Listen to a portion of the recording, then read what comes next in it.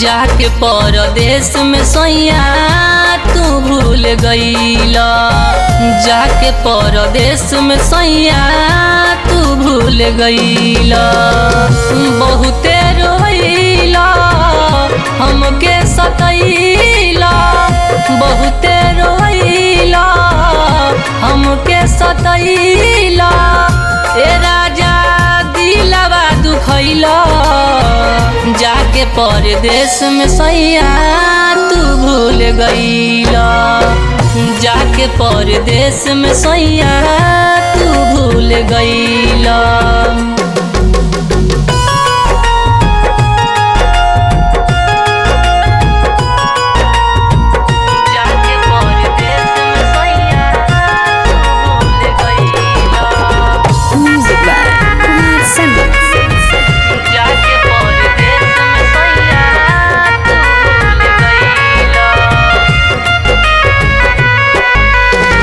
जनों से ज्यादा तोह पे रहे विश्वास हो।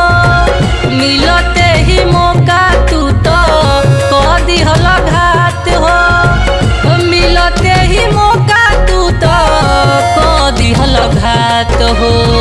काटी कैसे रतिया दर्द होता छतिया। काटी कैसे रतिया दर्द होता छतिया।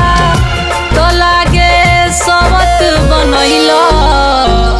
जाके परदेश में सैया तू भूल गईला।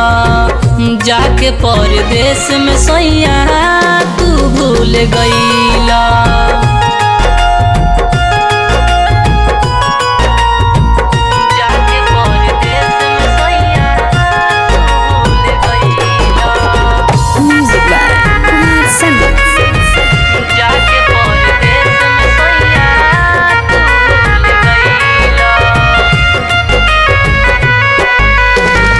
याद आवे पिया जी के बीतल बतिया। सोहेल राजा संगे काटल रतिया। सोहेल राजा संगे काटल रतिया। अब कैसे जी टूटल दिल के सी। अब कैसे जी टूटल दिल के सी। प्यार के भूलैला। जाके परदेश में सैया तू भूल गईला। जाके परदेश में सैया तू भूल गईला।